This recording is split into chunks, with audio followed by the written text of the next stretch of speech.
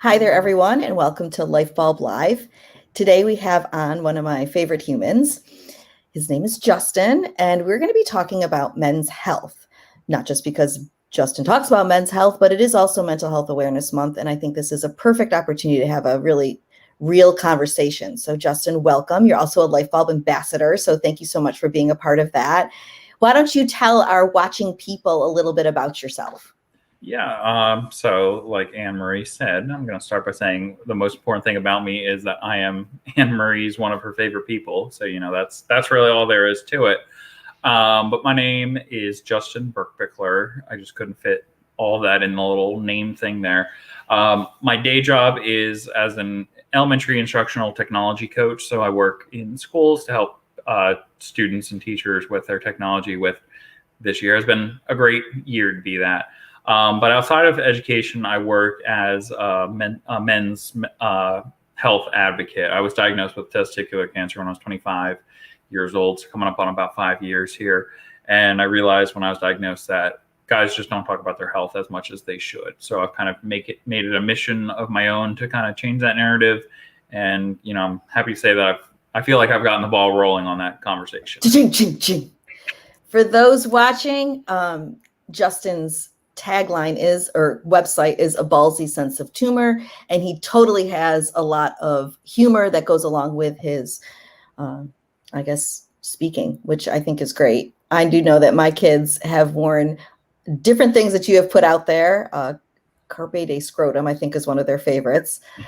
And I think that is important, like adding a little humor into men's health does kind of bring men in, maybe. I don't know. I'm not a man, but I mean, I often have people because I talk about men's health a lot, and people are always like, well, you're a woman. What are you talking about it for? Well, I have 4 boys. So it's really important for me to show them that they can be advocates in their own health, but they have to actually talk about it. And they have to be willing to talk to their doctors about it. So I usually sit back and let them talk to their doctors, period.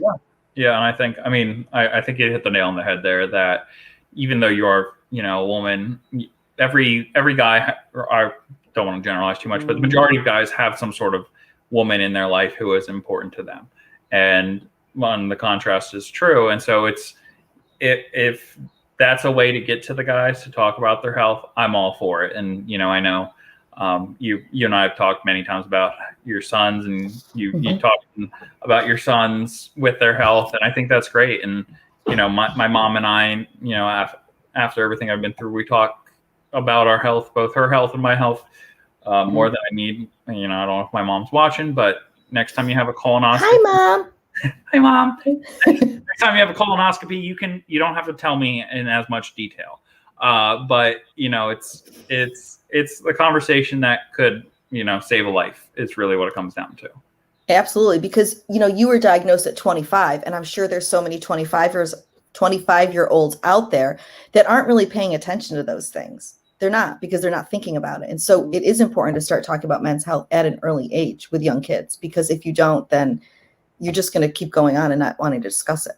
Right. I mean, I was fortunate in that my pediatrician growing up really instilled the importance of, testicular self-exam. And that's really what, I credit to saving my life, is him telling me to do the testicular self-exam and then me actually following through with that.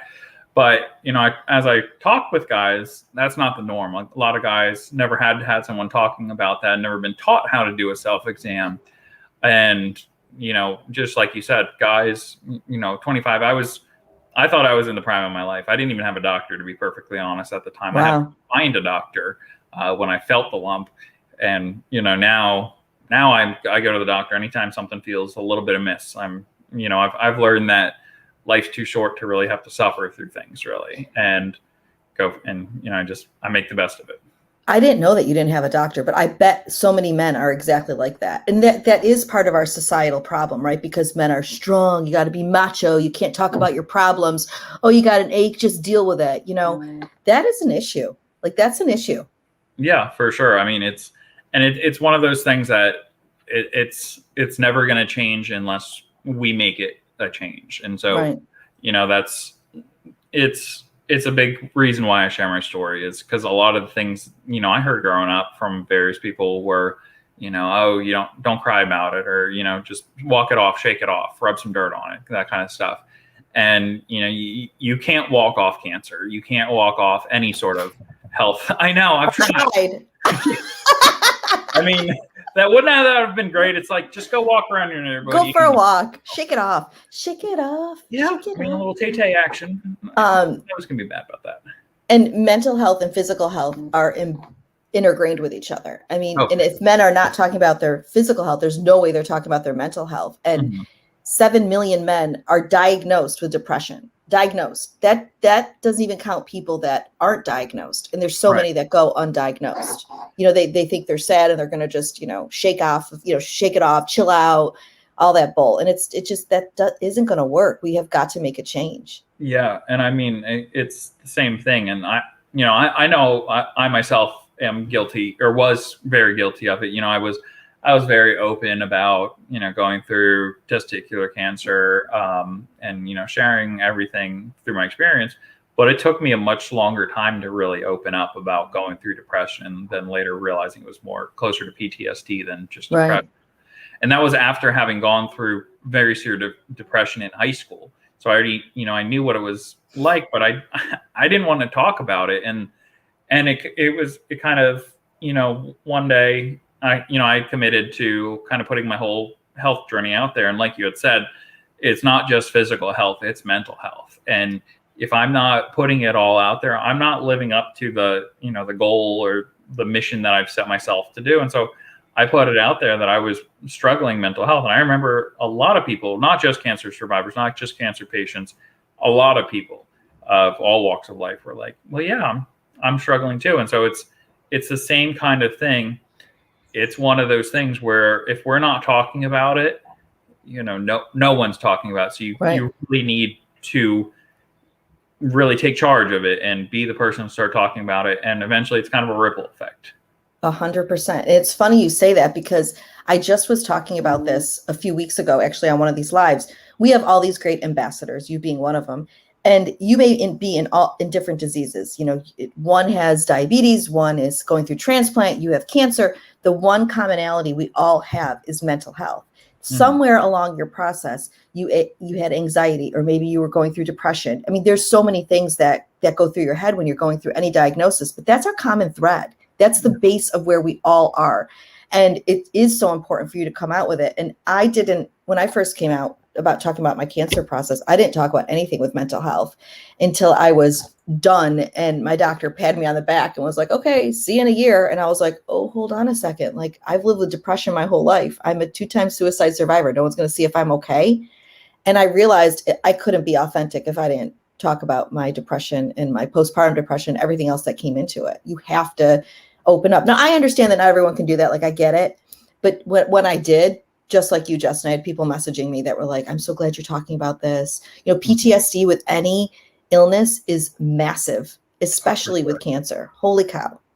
Well, and I think, going to the PTSD, when you think PTSD, the two things people think about is, combat veterans or people in like abusive relationships or something, like going through a very, very traumatic type experience. But people don't realize that going through any condition area, any disease is trauma in and of itself. You obviously have the physical trauma to your body, but it's something else that you said that really resonated with me, was that you didn't really start talking or thinking about your mental health until after everything. And that's what in my experience, it was, I found a lump, I had surgery, I started chemo, all of a sudden I'm done. And, the one difference between us is, you have testicles and I don't. So, well, I mean, I have testicle. That's true. Testicles. Well, so one of many differences between the two of us is my doctor. He did tell my oncologist. He did tell me. He's like, hey, keep an eye out on your mental health, because you're going to go through some stuff. But I didn't. Again, being the typical guy, I didn't really believe him. And it was about a year after diagnosis and surgery and chemo and everything that I was in for a follow-up, and he asked me how I was doing. And I said, oh, I'm fine. And he said, how are you really doing though? And, it was that little moment where he said, he really took the time to say, how are you really doing, rather than just, the typical, oh, I'm doing fine. And so, not all the doctors are as great as that, but we can all, as individuals, we can say, how are you really doing? You don't have to just accept the, oh, I'm doing fine as the answer. If everybody's going through something at various points in their life. And so I think holding the space for that is so important. I had interviewed this guy once who is bipolar, and he said that he ran into a friend in the grocery store, and he had gone through some things and was very public about it. And the person said to him, "How's your mental health?" Like, didn't ask how he was, but just said, "How's your mental health?" And that stayed with me for years, because if someone asks a question like that, that's a real door opener, because it's not just like saying, "Oh, how you doing?" Because when people ask that, I feel like it's so blasé, right? Sometimes I'll ask it and someone will give me an answer like, "I am doing absolutely fantastic." And I think, whoa, that is an answer. Like, you are doing fantastic. People usually say, "Oh, I'm good, I'm fine." No, they blasé it off. But when you change that language just a little bit, it does affect the person's answer. It really does. Yeah, it makes it more real, and it makes it, and then eventually you do get to the point where the "how are you doing" just becomes the norm, and you can get, I know, like you and I, we're at the point where either one of us can say to the other, "Well, how are you doing?" And whether we want it or not, we'll get a paragraph long answer how the other is doing. That's 100% true. And that actually, Justin, it's a really good point, because for men, especially, I mean, women can, they got their girls, and, I think they talk a little bit more, but for a guy to be able to have that safe person that they can just send a text and say, "This is how I'm doing. This is how I'm really doing." That is what needs to happen. You need to find that person that you can just say what's on your mind and what you're feeling, and know that that person's not going to say, "Oh, just walk it off, you're going to be fine." Or, "Why don't you go, play some basketball?" I don't know. Is that what dudes do? No, but that was a pretty good impression of like it was good, right? It was good. I was trying to be stereotyping. I wasn't, I don't believe that, but I was trying. Yeah, but no, I think it is. You got to find your person, and it doesn't even have to be another guy. It's definitely helpful to have another guy, because they get what they're going through, and in a little friend circle, there's the two guys and the two girls, and like you said, I talk to Kyle all the time, and we'll check in, and check in, get it? Check it. So Kyle is a friend of ours. Kyle is a friend of ours, and he also had testicular cancer, and he has a website called Check 15. I'm plugging Kyle here. I don't even know why. It's about checking yourself at the 15th of every month. Yeah. But it's, you better watch this and thank me for plugging. Oh, you better. You act like we're not going to blow up the group chat about this. And it is good to have the opposite sex to reach out to, I think, because I think you get a different perspective on it, honestly. Because there are times I think I might be struggling. I might say something to you, and you might say, "That was a ridiculous situation. You've been through worse." You might give it to me grittier than a woman who might, coddle me. And again, I'm stereotyping, but it's true. Yeah, no, I know it's, and I'm glad that you appreciate that. I was just give it to you straight. But I think you do a great job as well of you can do both. You err on the side of gruffness a little bit, but we love you for it. Justin just pointed out that I may be only 4'10", but I have the attitude of a 7-foot giant. So there's that. How has coming out about all of the, and I hate it's coming out. It sounds like I'm coming out. Anyways, how has sharing all of this changed your friend circle? Like, has it changed your people in your life? It has a little bit. I think it's strengthened some relationships. There's really only been one that really took a hit, but I think what it really has changed with friendships or relationships of anything is I'm just not going to put up with, someone that's doesn't show the value or doesn't show appreciation. There's, I think it's one of those things where, anytime anyone goes through any sort of life-threatening illness, you pretty much stare mortality in the face, and you're like, well, I don't really have to do this anymore. Right. Like, it's so, I'm very quick to now kind of just say no about things that I don't want to do. And, if it's, I look at what's going to bring me happiness, what's going to bring me joy, which sometimes does seem a little bit selfish. But at the same time, helping others is something that does bring me joy and bring me happiness, versus, staying late at work doesn't always make me feel great or bring it to the level that I really want to be at. So, it's changed some of my friendship circles. I don't like dogs, so anyone who has a dog, I just peace out. But it's definitely had an impact on various relationships in my life. Yeah, it definitely did for me too. I mean, people couldn't believe the stuff I was sharing. They were almost appalled by it. It's just funny because I think the people that are appalled by what we share as advocates and as ambassadors, I think those are the people that probably need it the most. They need to have it in their face. And I look at how we advocate and how we share things to be so important, because takes that one person that maybe had something weird, in their testicle and they didn't really know what was going on, but they see a comment that you put, and it does hold into their head a little bit. Oh, we got Daniel jumping in. Daniel's one of our buddies. What does he say there? I can't read. I don't have my glasses on. I've got my glasses, but it says a little selfish goes a long way. Yeah. So I have a problem with that though, Daniel. So, like we have put ourselves in this society where if we're in self-care or we're taking care of ourselves, we think we're being selfish, and we're not. We got to take better care of ourselves, period. And I think men actually have a harder time of doing that just as much as women do, because, they have to go on, they have to go to the business meeting, and they have to go to work, and they have to, go meet the boys for a beer. They don't think about, wait a minute, I need to take some time down. I need to bring this down a little bit. Yeah. I mean, and it's definitely something that's super ingrained. I know, like on Friday, this past, just a couple of days ago, I got done with it at work with all the stuff I need to get done. And I was like, I'm just going to take a half day for the rest of the day, and I'm just going to take the day off. And I was, on my way home, I was like, all right, well, I got to get this, and this done. I got to mow the grass. I got to do all this kind of stuff. And then on my way home, it started raining. So you obviously can't mow and so I literally just took the day to just relax for the rest of the day. It was so nice. And, I found that by really doing nothing, I was taking care of myself. Yeah. And it was, I hadn't planned to do that, but it was, schedule my nap. My brother can attest to this. I used to schedule over the summer a 2 p.m. nap. I would take a nap at 2 p.m. every day. Brilliant. It was brilliant. And so I'm looking forward. I'm not a napper. And I just want to put a fun fact out there. I've never in my life mowed a lawn.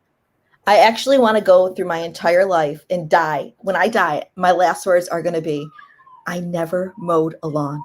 How have you, never in your entire life? Not once. I wouldn't even know how to start a mower if my life depended on it. That's impressive. I can do it. I'm a strong person, but that's myself. You can't definitively say that you can mow the lawn because you've never. I definitely could. It doesn't matter. I'm never going to do it. It's just, I'm never going to do it. Oh, there's a shout out to our girl, Jen. We are two of her favorite people. That's just a fact.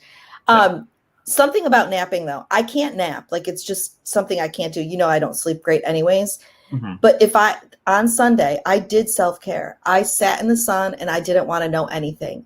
Nothing. I listened to music and just sat there. And I will tell you, there was a small part of me that felt really guilty about doing that. And I was like, forget that. I can take half an hour just to do that. I think that's a really hard thing for a lot of people to do, especially men.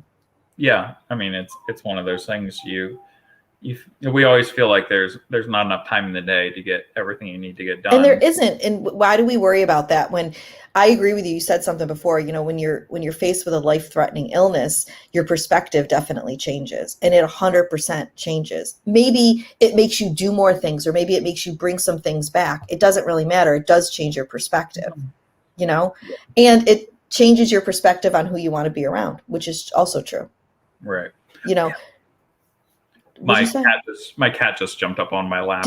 Did your cat agree with us? I don't. She came at me claws out. So. Oh, okay. They scare me.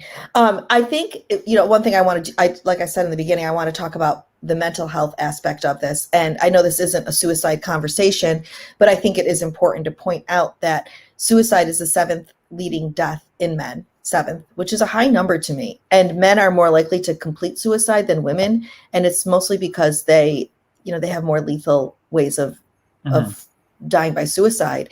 And it's something we don't talk about. We don't want to talk about that, which is scary to me, as I have 4 boys who have, at their own times had some bouts of depression. we have got to open up the doors and be more vocal about men's health, mental and physical, because it's a scary number. Like, it is really, that scares me. That number freaks me out. Yeah. And I think what's the statistic? It says like women are more likely to attempt it, but men are more likely to follow or complete it, I guess. And I think that's very scary because, that may be the first and only time that you realize that a guy has some sort of mental health needs mental health help. And unfortunately at that point it's too late. And so I think it needs to be, just normalized. And I know one reason that a lot of guys may not speak up about their mental health is because they don't want to be perceived as weak. But I think by talking about your mental health, you are stronger than by staying silent. 100%. And I think, a lot of guys also don't want to feel like they're being a burden to others or they need to take care of others. But to that I say, well, if you're not here to take care of others, you're not here to take care of others. And exactly. I love that sentence. Yeah. So hopefully you can get that and make it like a cool quote graphic. I'm actually gonna do that. Thank you very much. I have your headshot. It's a really important fact. And but you said something else just now when you were talking. Now I can't remember what it was because you know how the brain works. What was it? I can't remember. Oh, I know what I was gonna say. It's not just about being looking to be weak or a burden. They also don't want to cry. Like, it's like this, oh, you're a baby if you cry. Like, that's a load. Crying is letting out emotion, letting that pain and whatever you were holding in out. It's no different than being angry. How come we can like throw things and, break dishes and all that stuff that got going on now to get our anger and our aggression out? But when we want to cry to get the sadness out, we're looking at men like they're weak. Yeah. And I know, I'll be honest, a couple of weeks ago, I was at a conference and we were talking, and I talked about how my life kind of really hit rock bottom like last summer, fall. And without like really intending to, I broke down and I started crying on stage. And my gut reaction was, get yourself together, stop. But I realized how cathartic it felt to really just, let it out there. And again, going back to the whole theme we've been saying here is being the example for the change that we want to see. Yeah. Roxanne saying some men just won't talk. I agree with that. But I think part of the problem is that we've created this environment for them to not be able to talk. And that's what needs to change is, creating a space where they can talk. I'm proud of you for breaking down and not pulling yourself together and letting it out like that. That shows immense vulnerability, you being authentic and you being real. Like, you're not up there just giving a line of crap. You're speaking directly from your heart, which probably resonated a lot more at the conference than you probably even realized. Yeah. Well, you'd have to ask people there. So if you're watching the conference. I wasn't I wasn't invited. Well, I guess you could have technically, because you had to have 1 or 0 testicles. Oh, so I got 0. So yeah, I guess you technically could have been.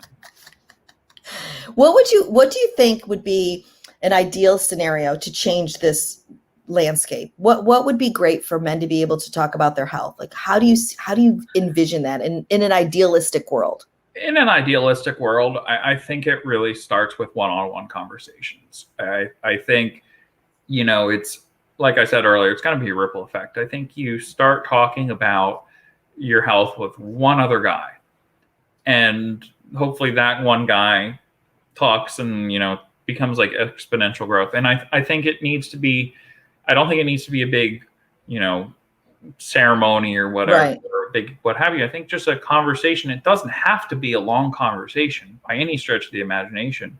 I know, when I talk to guys about their health, I think one thing that I found that's helped is the humor, like I said, because, like Roxanne said, some guys just don't want to talk about their health, and 100%, or they don't want to talk about anything really, and so they don't want to be lectured. And so I think by having the humor in there, I think it makes it more of a conversation. It makes it a little bit more apt to be a little bit more free flowing. And I think it from there, once we start talking about our health, I think some of the greatest experiences I've had in the realm of men's health or men's mental health is just sitting in a room with a bunch of guys and just having a free flowing conversation about health and health experiences. And I think we can underscore that. It doesn't have to be a necessarily stereotypical, like, oh, get a beer with the boys or go to different, all the sportsing. I don't do a lot of sports, so I'm not really sure how that works. Balls, it makes me concerned. It triggers you. Yeah, it triggers me to see people just manhandling balls like that. Like, that's, you got to protect those balls. But maybe that would be a great line though, if you're going to an event where there's balls. Oh, trust me, I've gone there. Do you think you freak guys out because you have one testicle? Like, do you think that's like some guys some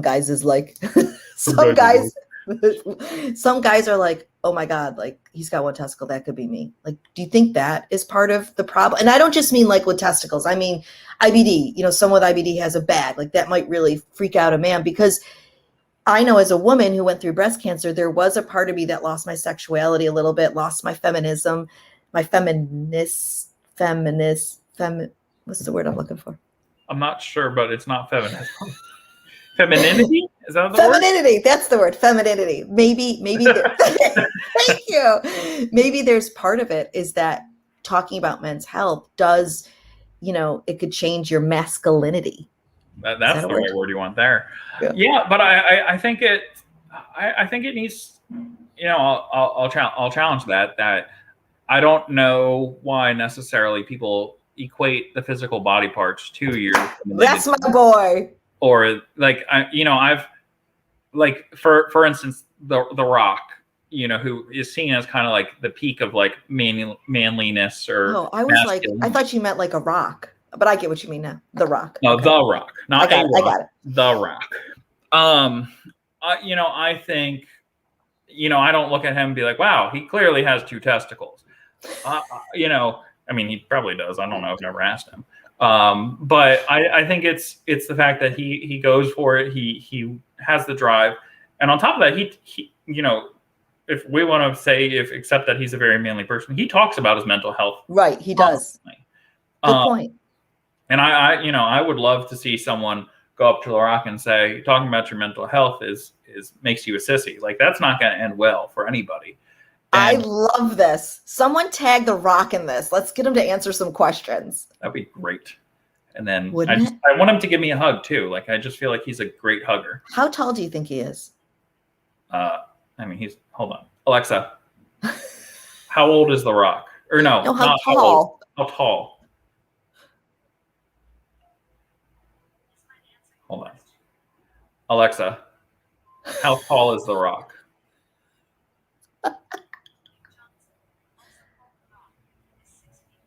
He's 6'5". He is almost 2 feet taller than me. Yeah, I'm 4'10". Yeah, he's a couple inches taller than me, but I feel like it would be considerable. Okay, I get you. I think hugging The Rock would be very masculine. A little hug it out. But no, I don't even remember what your original question was at this point. I don't know either. I don't remember what it was either. So my last question to you is this. I'm sorry, we have a chaos going here. What do you think has changed in your life from your diagnosis? The one thing that comes to your head, not just that you don't have a testicle, I get that. But like, well, then let me think again. Like, what has changed in your life because of your diagnosis? One thing, or can I do two? One. I would say my sense of purpose has changed. And so many advocates say that. Yeah, I feel like I have a sense of purpose to help educate others and change this narrative. And then on a personal level, I know that my sense of purpose on a personal level isn't just to go through life checking boxes, get a job, get married, buy a house, all those kind of things. It's find what makes me happy. Mm-hmm. And so my sense of purpose has drastically changed since my diagnosis. And one thing I do want to point out, and you started to say it before, it's not, when you become an advocate, it's not just about like telling your story so that others can benefit from it. It is very therapeutic to be able to share this and be able to talk about the things that you maybe can't talk about with a partner or your doctor or whatever. It is very therapeutic to talk about that. And but before we go, I want to just point out one more thing. As you know, LifeBulb does all sorts of challenges. And right now we have an IBD challenge going on. So if you know anybody in the IBD community that has a product, a device, an app, or whatever to help reach the unmet needs in the IBD community, make sure they apply, because we are partnering with Arena and we will be giving away $25,000 to the winner. And, you know, you never know who you know. All right. So it's important to talk about it. And that is another thing, Justin, I found it wasn't just for me talking about breast cancer to my breast cancer community. I made a bigger difference when I was talking outside of my community. And that's why having all of you amazing LifeBulb ambassadors talk about your illness, your disease area, whatever it is on our platform is so important, because it does reach so many different people. Yeah, for sure. And, you know, I always say, you know, the conversation changes once you're talking to somebody within your community. It's you know, how to take care of your health and your mental health when you're in it. But hopefully, if we talk to people outside the community, they never become part of the community. Exactly. One of our friends, Aaron, who's also a LifeBulb ambassador, Laxton, said something to me once, actually said it to Jen too, and it resonated so deeply with me. He said to really make a change, you need people both infected with the illness and people affected by the illness. Doesn't mean I want anyone to join my club. I just want people to, you know, share my story too, because you never know. You never know. Thank you, Justin, for joining me. I appreciate it. Yeah. I appreciate your humor always. You know that I am always here for you. And I'm glad that you're talking about men's health, because you do help my children in being focused on their testicles as well. So well, and hopefully in medical ways. I'm sure they've discovered their testicles in other ways without my help. Absolutely. So make sure you check out Justin. We've shared his links on our chat there. So check him out, because he's got some great stuff out there. Thank you, guys.